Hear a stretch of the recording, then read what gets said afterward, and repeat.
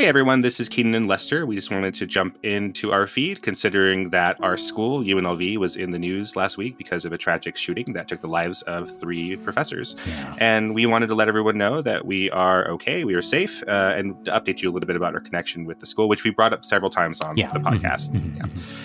So I was not there that day, just on a fluke. I stayed home, and I'm really feeling for my my faculty and students and friends who had to go through that and be on lockdown, and then very much feeling for the professors and their families, the professors who lost their lives. So definitely, I heard about this, and luckily, I also heard pretty much immediately after that that Keenan was not in that day, and I was really, really thankful for that. And I think you guys know I'm all the way over in LA, so I was very, very far away from it. But it wasn't really getting the news coverage because it was a Las Vegas thing and not an LA thing. So I found out about it, and then found out that Keenan was okay. But I also did find out that one of the professors was my Japanese professor when I was over there, and it was a bit of a shock. I credit her as one of the people who helped me on my journey to moving to and living and working in Japan right after college. So she gave me a lot of in addition to teaching me, she kind of mentored me and gave me a lot of advice and wrote my recommendation letter to be in the program to teach English and Japanese. And while I was over there, she was I wanted to major in Japanese, but there was only minors in Japanese over there when I was there, and she was, from what I remember, she was fighting really, really hard to kind of like spearhead this thing to make it a what would you call it, a majorable program. That was a bit of a shock when I heard that as well.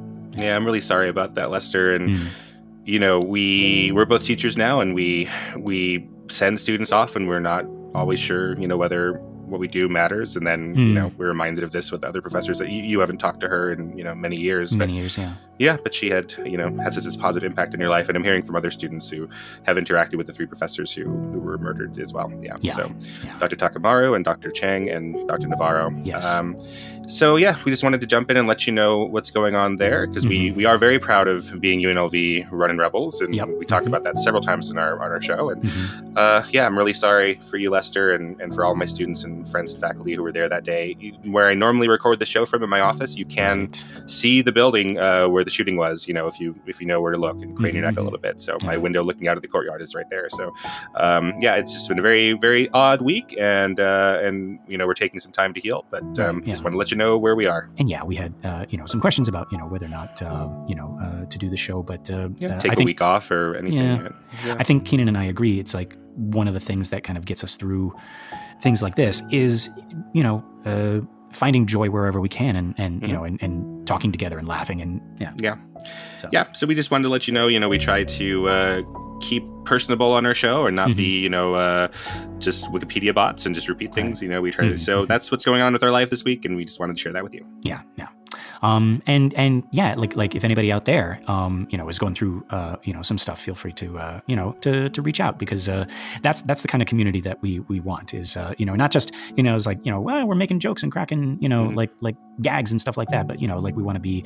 I want to believe that we've built a community where everyone can feel safe and talk about stuff that's bothering them and stuff like that. Yeah. So now we're going to jump back into our show, which was recorded before, and we hope you enjoy, and we hope you're all well out there and that you're taking care of yourselves and your families and your community, as always. Yeah. Be safe out there and be well.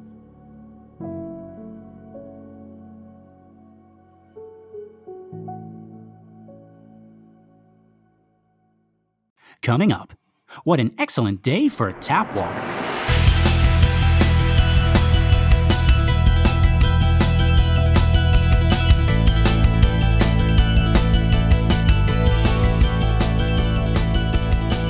Well, howdy folks, and welcome to minute 95 of The Exorcist Minute, a show where we endeavor to examine, extrapolate, and excavate The Exorcist, minute by terrifying minute. My name is Lester Ryan Clark. And I'm Keenan Diaz. And we'll be your holy guides on this journey through what some have called the scariest movie of all time. Okay, so our minute begins with Chris fixing a drink for Karras. And it ends with her getting ready to say something. Or someone. Or somewhere. Or did... that might be my favorite recurring. It's so stupid. That's our dumbest one. Lester, we are on minute, what did you just say? 95. 95. So we have 132 minutes total. So we gotta start finding, if we're gonna start any new recurring jokes. Yeah. New runners. Because I think some of these have been worn out. No, never.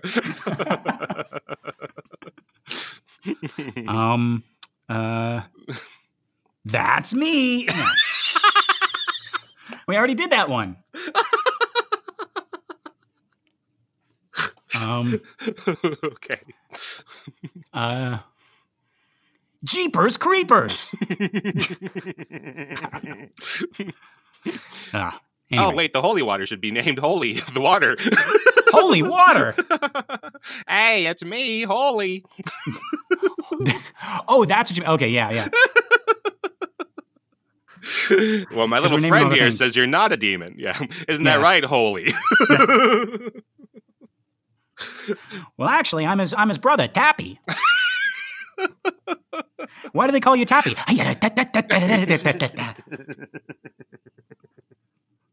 I've never seen tap dancing water before. What do you think, Truey? I have a lot to think about what I've done in my life. Yes.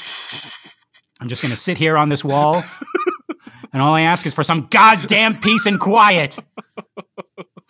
I had to make some choices. Oh, true. You're not as fun as the rest of us. You're not as fun as Planchy and Bully. No. Truman says, I used to be fun. I used to smile. Let me tell you what takes smiling away. World War II.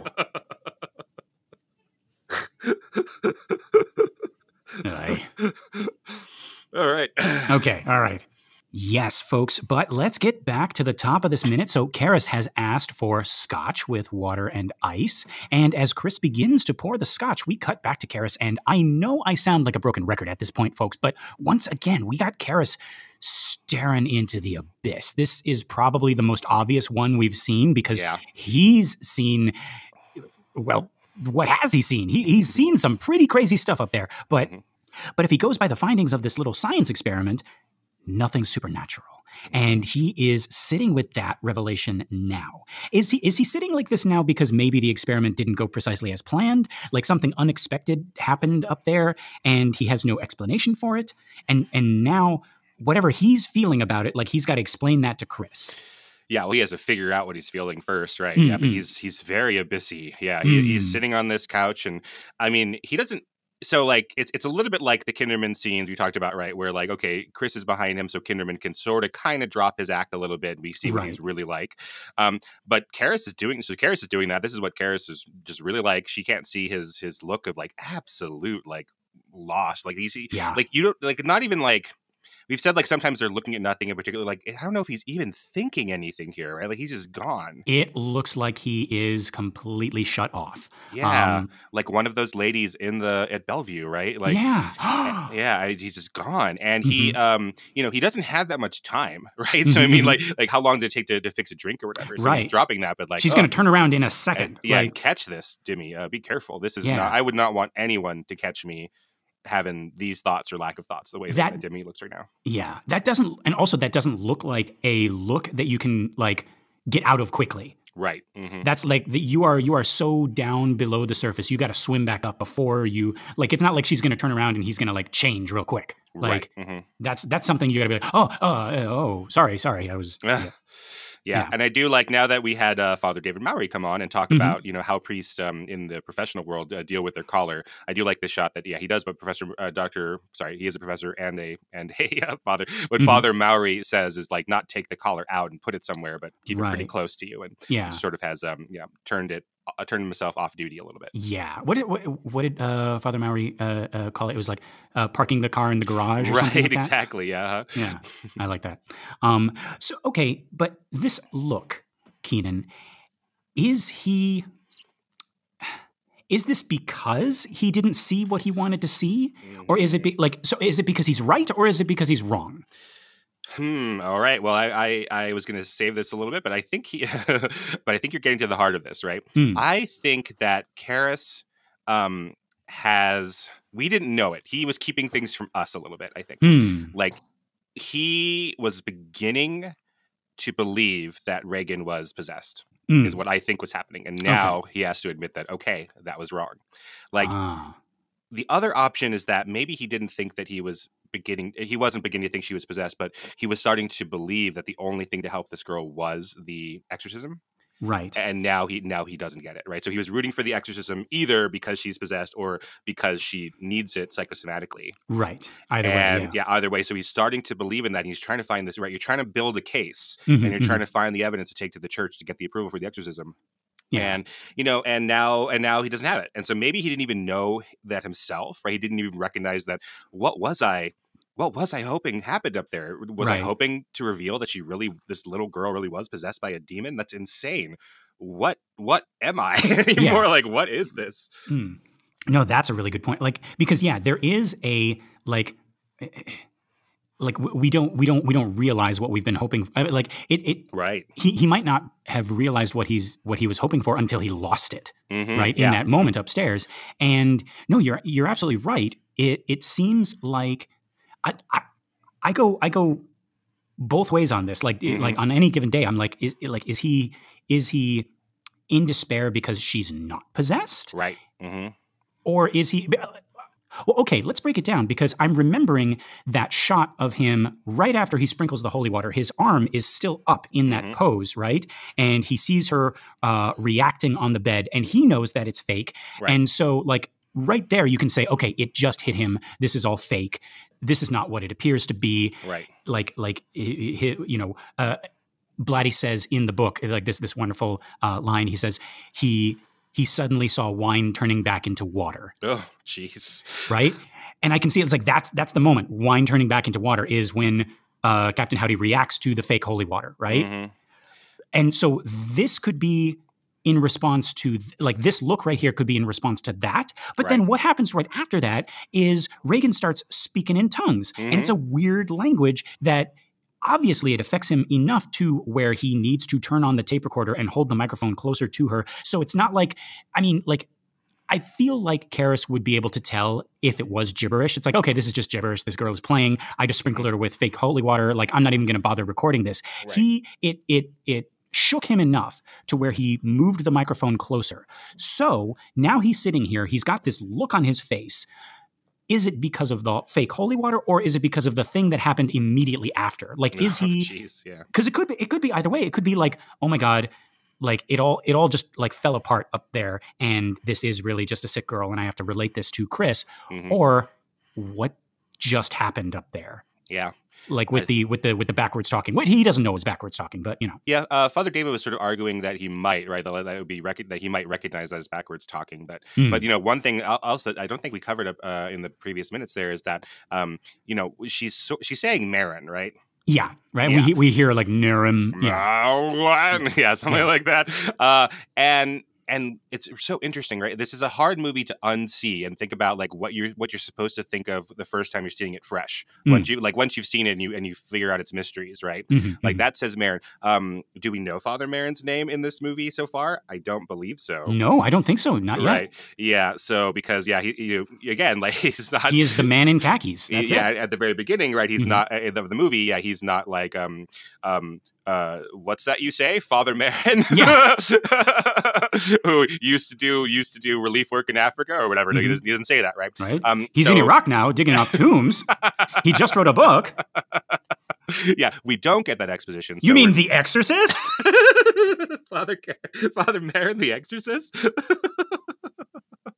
Yeah, so we don't have that, right? We don't know that Merrin is that name, that she was, whatever terrible noise she was making up there. On a first view, we don't know that's Merrin's name. Yeah. And then unlike in the book, we don't know that the holy water is fake and it's not really holy. It's Tappy. Right. Tappy the tap water pretending to be his twin brother Holy, the holy water. Exactly. Right? A little scamp.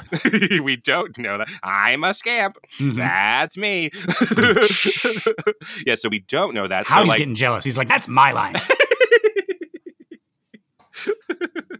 Yeah, trying to muscle in here, get another Saturday morning cartoon about Tappy.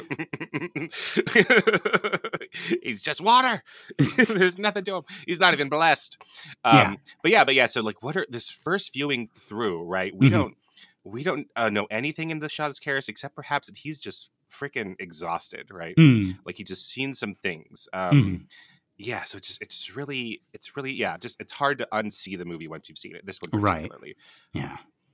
Now, we cut back to Chris, and Chris sort of scratches her head and turns around with no ice, right? That's what she says. She says, no ice, I'll get some from the kitchen. And this may be a case of like movie time trickery here. Like it struck me that she was over there for a while, like long enough to realize that there's no ice. Like how long does it take for you to walk to the, to that little drink cabinet and see that there's no ice there, right? Right. Like, I mean, that's the type of the same thing you see right away. And even when she was making her way over there, right, you get the sense that something wasn't right. She was like sort of figuring out how to pour a drink. Like it almost seems now part of that may be that this is normally Carl and Willie's job, but Chris knows how to pour and serve drinks. Like Chris MacNeil knows her way around a bar. Yeah. Right. I know how to pour a drink, god damn it. Yeah. True, can testify. Yeah. Oh, I've seen some things. Oh, yes. Terrible things. She's over there, she's pouring a scotch. She's like, hey, make it 2. She turns around and is like, who said that? He's like, yeah. Truey. That's me. Wow, you're not even going to like add a little laugh or anything? You just... No, I guess my mind was elsewhere. And he's just staring off. That's the rest of the Saturday morning cartoon. Is just staring off into the distance, hearing radio broadcasts we can't hear. Right, yeah. Like 5 minutes in, his pupils slightly dilate because he's seeing the worst possible thing. Oh, gosh. You know, in Harry and the Hendersons, before they decided to make him Bigfoot, it was just former President Harry Truman.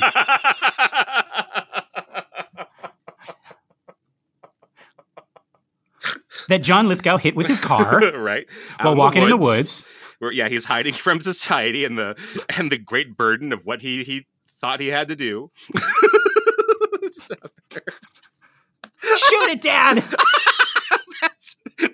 That's Harry S. Truman. Shoot him. I think he's dead. Well, shoot him anyway. Kids, you don't understand. Let me try to get my John Lithgow voice. Kids, you really don't understand the kind of pressures that the president of America would have to be in during World War II. It wasn't such an easy decision. And then they tie him to the hood of the car. Drive him back home, and he's breaking through the walls, and the neighbors are getting nosy, and and he eats the daughter's corsage, which is horrible, but then they give him a little shampoo. And Harry, the neighbors are starting to complain about the smell.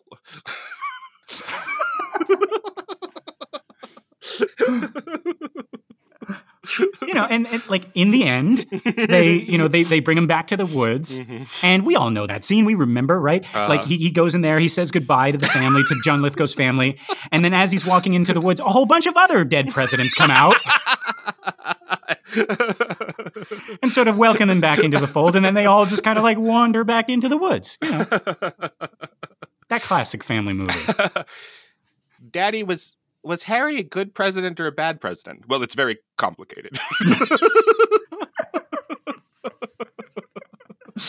These are different times, kids. Yeah. And this cuts to 1 week later, and they're all, the family's all at dinner, and you just hear...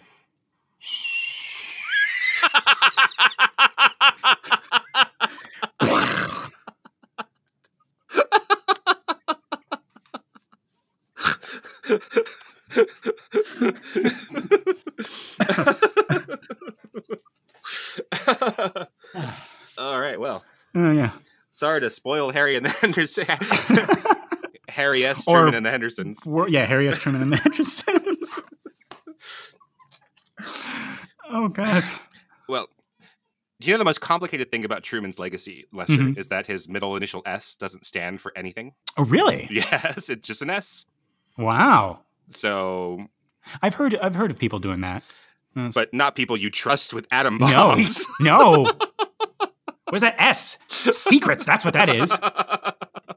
Sneaky. Yeah. No. Yeah.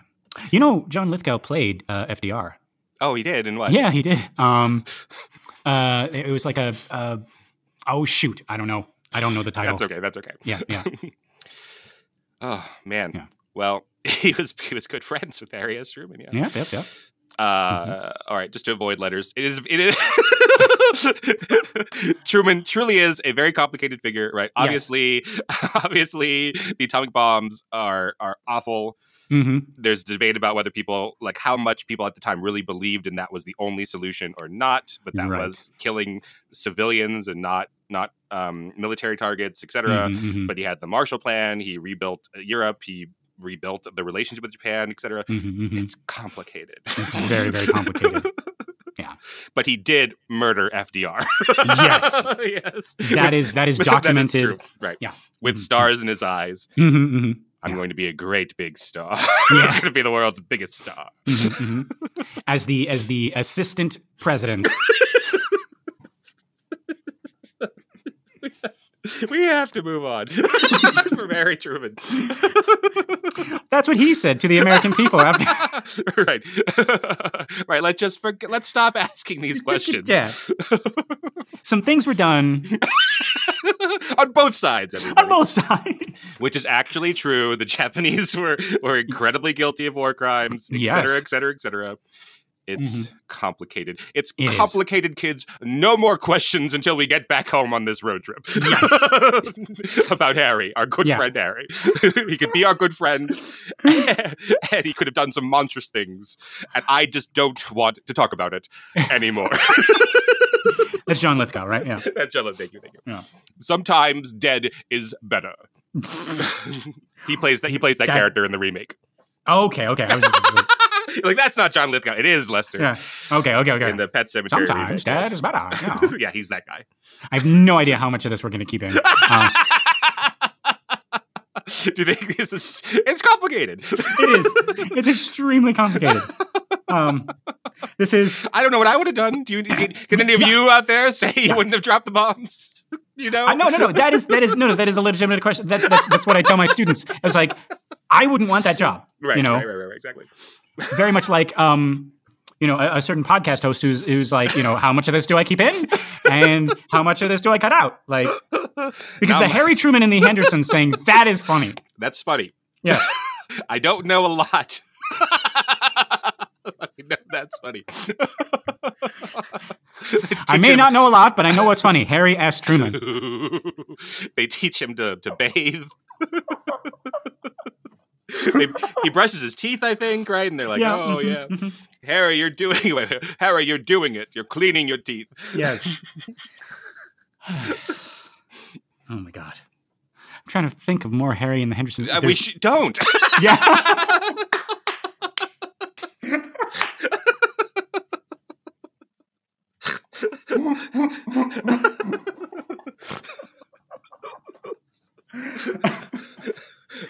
Oh, okay. All right. Where are we? Okay. Here. It says interesting. Yeah. That's my default. That's just like, interesting. Yeah. But no, what I was saying is like we know that Chris knows how to pour and serve drinks, right? She's a very hands-on party hostess. Absolutely. We see from like the book, right? She's preferring to serve her guests herself, right? So I think this spacing out here has more to do with, well, Jesus. What? Do you see the next word? You don't have to do that. You can find another way of saying it.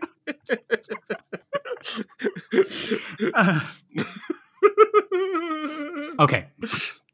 So I think the spacing out here has more to do with like the news that she's going to drop in the next minute, right? The confession. Right? The confession, right. yes. So I think she's already thinking about how she's going to tell this guy. Keenan, what do you think? Yeah, I think so too. I think that she knows that if he didn't go and solve it right now upstairs right now, she has to progress it forward and say, okay, you need to know everything. Like I got to lay out the cards. Yeah. She looks up from the phone conversation and Reagan is not with Karras, looking all better. And it's like, okay, well, obviously things didn't go according to plan. Right. Yeah. So like we were saying, she realizes there's no ice, so she offers to go and get some, but Karras stops her. He says, no, it's fine. He'll take it straight. And there's like this little quick back and forth that ensues, but he tells her it's fine. Please sit. You sure? Yes. So she hands him the drink and then looks around for a chair, and it almost looks like she's looking around and like this isn't her house and she's never been in this room, right?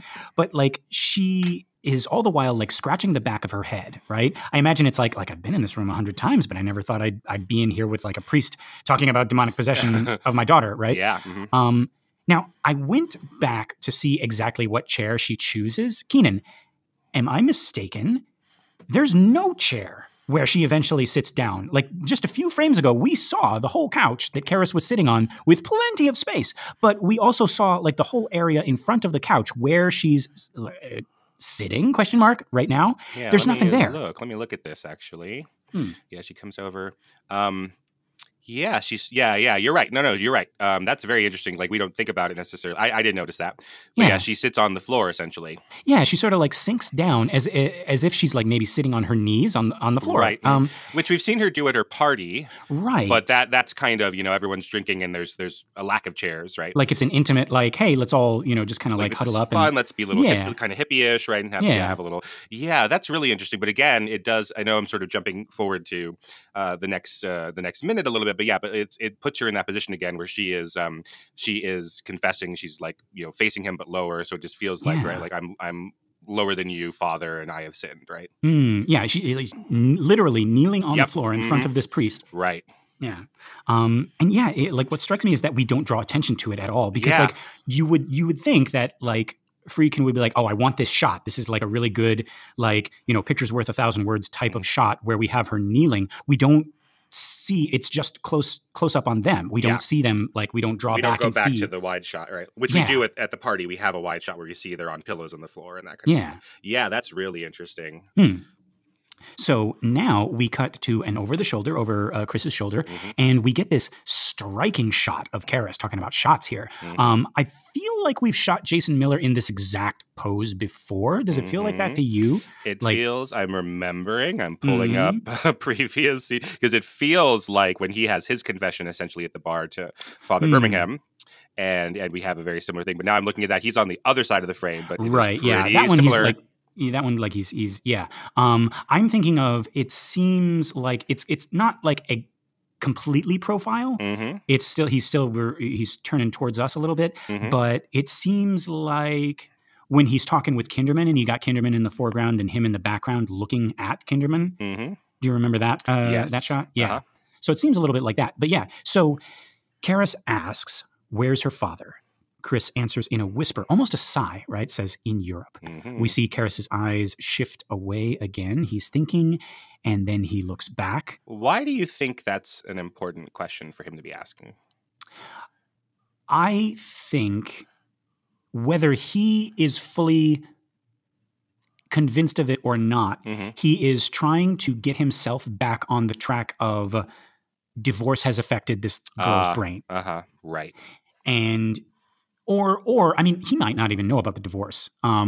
He might be thinking like this house is pretty lacking of a father figure. Here we are, maybe the room reminded him. He's just like, Daddy's where's room, your father? Yeah. Where's Daddy? That's what I'm thinking. I'm thinking he has gone full psychiatrist mode again. And he's like, "Where's her father? A little girl needs, a mother and a father, right? This is Karras speaking. It's the 70s. Yeah.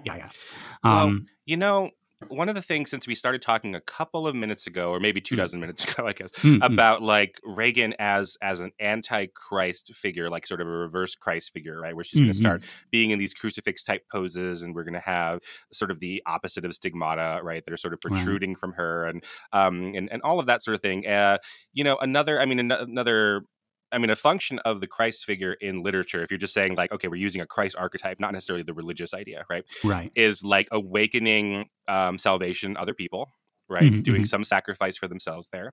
And that's, you know, that's part of what Reagan does, right? Reagan is the one who's having all this stuff done to her, but she's not the character who's, you know, she's being saved literally, but the one who's being saved metaphorically is Karras and Chris, right? Like that's right.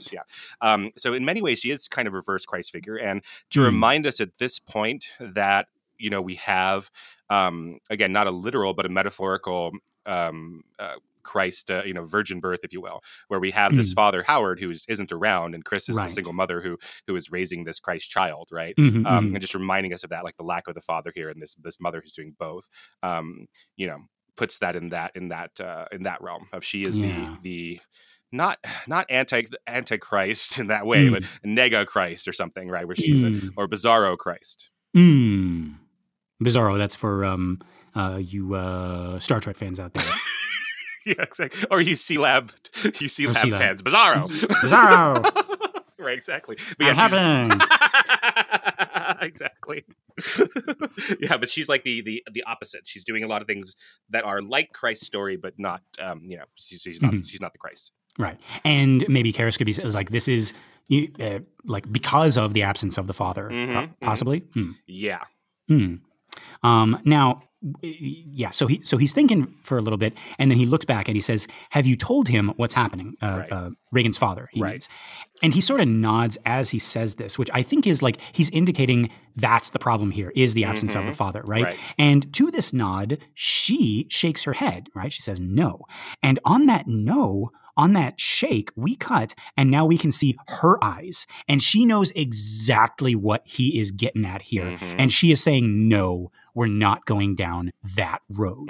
We're over Karras' shoulder now, sort of behind him, and we don't see a reaction. We don't see his face at all. Just this like black, blurry, immovable mass. Hey, black mass. Yeah, and it's interesting because Chris has been like sympathetic to him, right? Like, oh, I'm going to bring you this drink over, and then sitting down and genuflecting to him. And then we've cut to him, and he asked that question that crosses the line, and then we cut to Chris, and she is no longer giving him like a sympathetic, like, oh dear. Yeah, right. It's like, no, we're not going this way. Right. So so now she's the only thing we see, and Karras has been kind of like blurred out, right? Like we said, like he's just this blurry black mass, right? And we hear from it, we hear from Karras, right? This blob. We hear it's like, well, I think you should. Right, meaning like you should, you should tell Howard what's been happening. To which Chris sort of scoffs or sniffs. It's kind of just like this, like, you know. Well, she can't even get him on the phone for a birthday, let alone like, we have an emergency. Yeah, what's he going to care about this? Like, this is, you know. And she looks down, and we cut back, and we're looking at Karras, and he looks down, and then he takes a breath, and he reaches into his coat pocket. It's interesting here. We barely see what he takes out and puts on the table. But of course, we don't need to know what it is. We hear it, clack on the table. And he immediately tells us what it is anyway, right? He says very quickly, all in one breath. Did you notice? He's like, I told Reagan that was holy water. I sprinkled it on her, and she reacted very violently, right?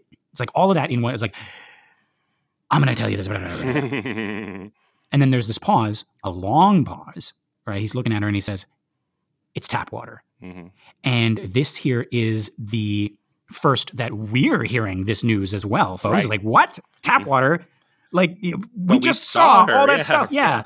Oh, geez. Yeah. Right. Like, Keenan, what are we supposed to make of this? Like, we've never seen this. Like, okay, we've never seen this movie before. We haven't read the book. We're in this darkened theater in 1973. We were sure by now that this is a supernatural situation, right? All of like cinema language has told us that this is absolutely real. And at this point, we're sort of like waiting for Karras to get on board, right? Karras is the one who is wrong.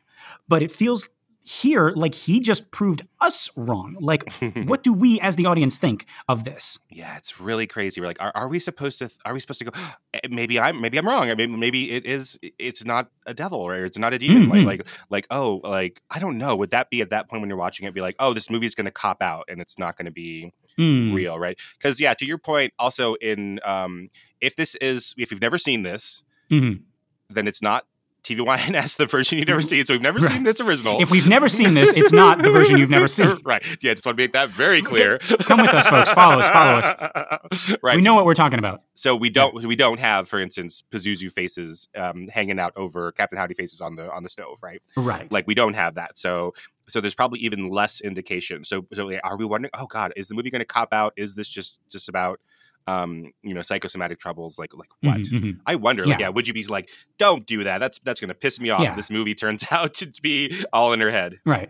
Or is this? I mean, like, are we so convinced that when that happens, we're like, that's a tricky demon up there? Like, are we just like immediately don't buy it? We're like, no, this is real. That must have been a trick. That's a very good question, because we've seen the demon do tricks already. Yeah. And again, folks, like, if you read the book, Karras has a whole inner monologue about how he's going to try the holy water, and it's going to, so we know what's going on beforehand. But yeah, I'm saying like, and then again, we were talking about like the language of cinema and the language of just like storytelling, like of monologues, right? Like we've seen bits of like Captain Howdy showing himself without any of the other characters around, which tells us that he is real. Right. Except in this TV, or except in, like the original theatrical cut, you could be like, oh, well, like maybe this is, that like anybody who has seen the movie like when it first came out, or seen a theatrical cut somehow without like knowing anything about the movie, like write in, tell us like what did you think at this point? Right. I mean, I'm trying not to spoil movies that had come out at the time or soon after, but there have been movies that were like, okay, like all this ghostly stuff is happening and these spooky things, and then what it really is this woman's having a nervous breakdown, right? And like Rosemary's Baby, I'm not spoiling Rosemary's Baby, but Rosemary's Baby certainly has fun playing that like back and forth, like, so I think much more obliquely than The Exorcist is doing. Like, it really is like, oh, Rosemary's crazy, oh no, Rosemary's not crazy, oh, Rosemary's crazy, and you really don't really know until the end of the movie what's going on. Yeah. Right. But so it wouldn't be out of like bounds, like, oh, you can't believe you did that. But this would be like, you have all this evidence up until this point to be like, oh God, no, it's just one of those regular everyday things. She's just a sick little girl. The only way that would work is if the truth is actually worse than what we thought. That'd be like, it'd be like, no, this is all in your daughter's mind, which is worse somehow. Right. But how can you make it worse than demonic possession? Like, yeah, that's some of the movies I'm trying not to ruin. Like that's what some of those are, right? It's like, oh no, it's not ghosts bothering this poor woman who thinks she's beset by ghosts. It's actually that she's so insane that she's going to hurt herself, or she's so insane, like in reality, she's going to hurt someone she loves, right? Did we ever talk about the difference between British fantasy and American fantasy? Sounds familiar, but I can't remember if that was on the show or not. So, and I don't remember. So, okay, yeah, all right. Fill us in. Yeah. So, and this comes from an article, I'll post it up in the listener group if I find it again. But there's this idea that at least in the beginning, like early British fantasy stories versus early American fantasy stories, where any fantastical stuff that happens in an American fantasy, like let's say Wizard of Oz or something like that, right, ends up being in the character's mind, right? Oh, right. So it was all a dream or something like that, right? Versus British fantasy stories, the magic is always real.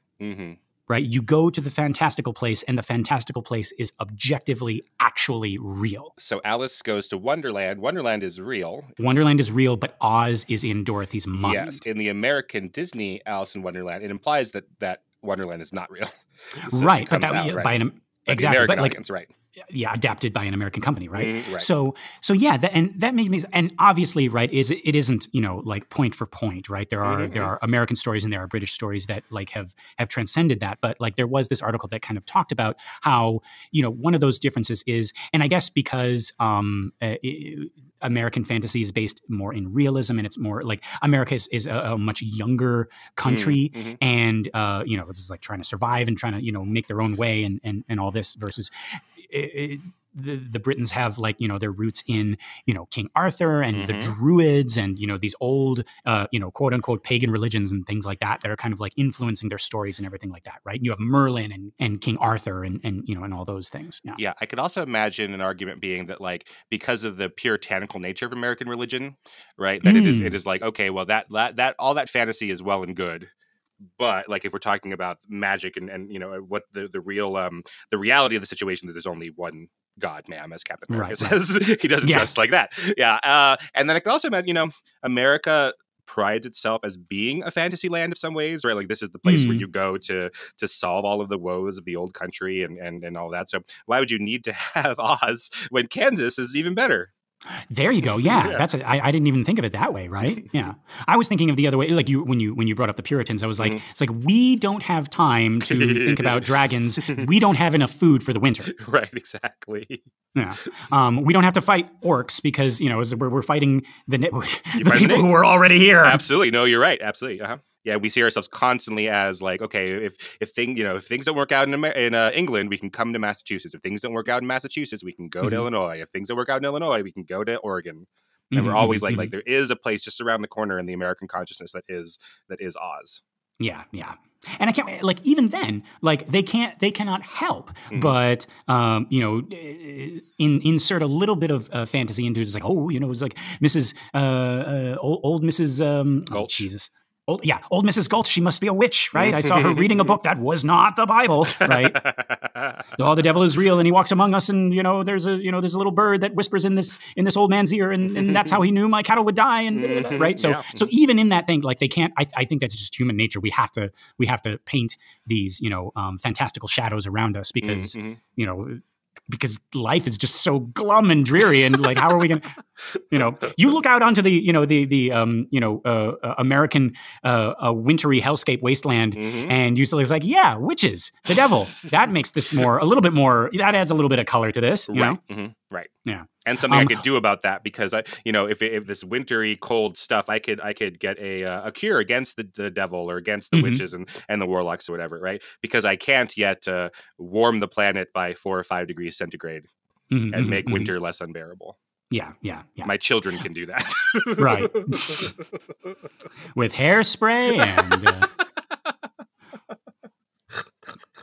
But it's like, my crops didn't die because I'm a shitty farmer. Right. My crops died because my neighbor is a witch. Right. I would rather believe that. Yeah. Absolutely. But yeah, like all that to say, I wonder, I don't know how I'm going to tie this back into the Exorcist. There does seem to be some kind of like trend in American cinema.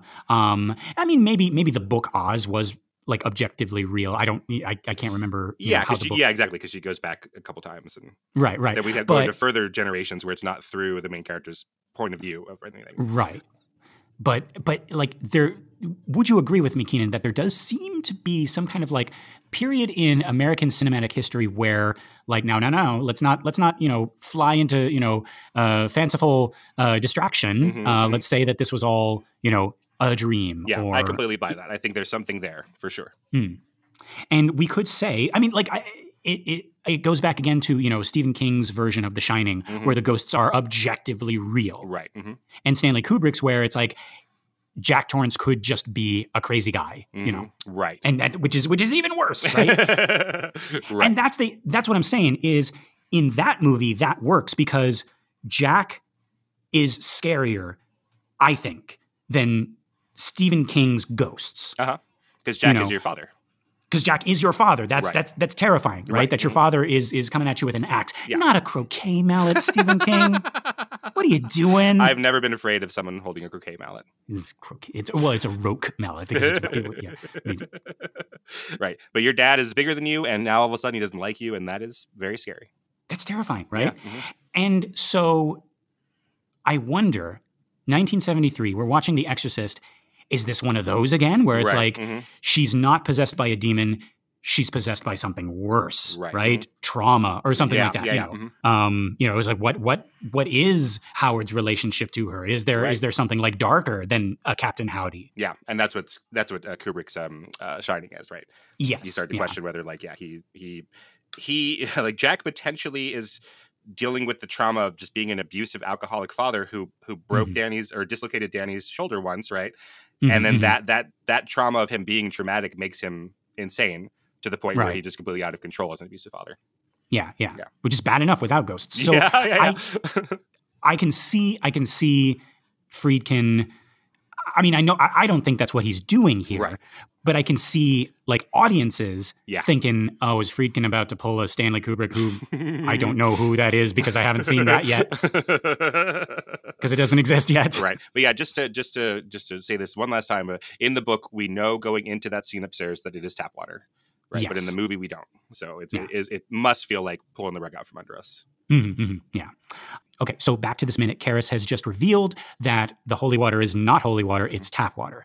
Now, Chris asks, what's the difference? And as soon as she's done, we cut back to over the shoulder over Karras. He's even more of a blurry black mass now, right? But on Chris's face, and I love it so much, we see that she does not care. Yeah. Karras thought, like, the way that he paused and presented the tap water line, he thought this was going to be like a mic drop.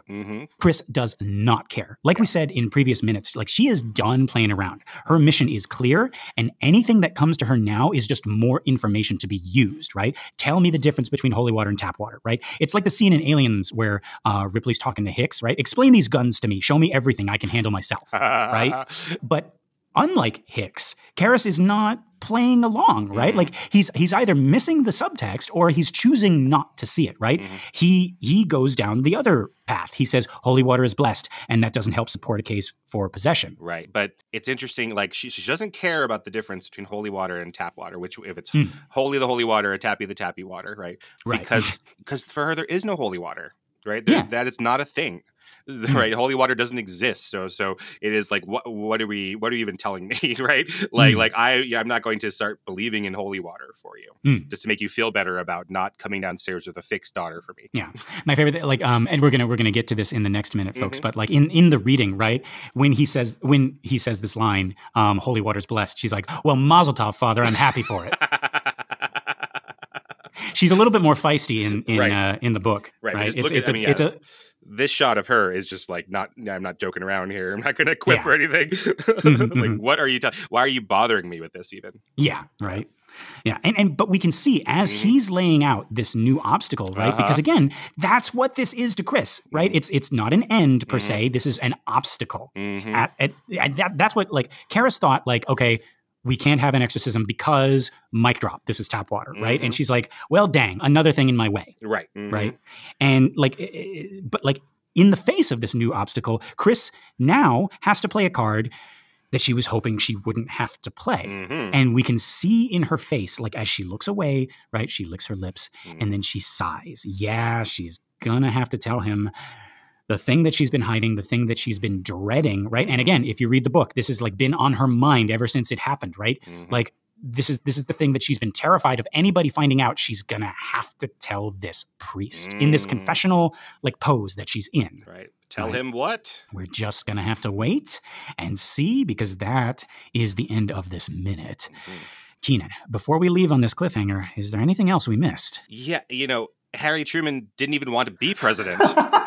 So he wasn't even like he was begged by the Democrats to become the vice president. And then he, then FDR, the assistant president, and then FDR dies, and then they tell him, "Hey, we didn't tell you because you were just the assistant president, but we have a nuclear bomb," and he has to decide then, like, what he's supposed to do with that. And they're kind of implying, like, well, FDR would have used this nuclear bomb, so why don't you use this? You know what I mean? It's like like that, like complicated. Yeah, very complicated. That's what they say on his presidential status. those like calendars where they have like pictures of the presidents and then they have their most famous quotes, like for FDR it'd be like, we have nothing to fear but fear itself, right? And then under Truman it's like, it's complicated. Guess you had to be there. Yeah.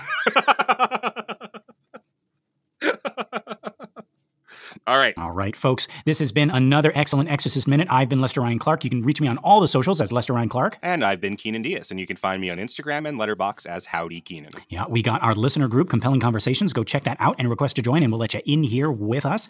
Thank you so much to everyone who has shared the show by word of mouth or on social media, and a big thank you to everyone who has given us a 5-star rating on iTunes or Spotify or wherever you listen to our show. We really appreciate it. That's going to help our little podcast grow and find more cool people like you. Okay, Keenan. Are you thinking what I'm thinking? I think I am, Lester. Folks, until next time, the power of Harry and the Hendersons compels you.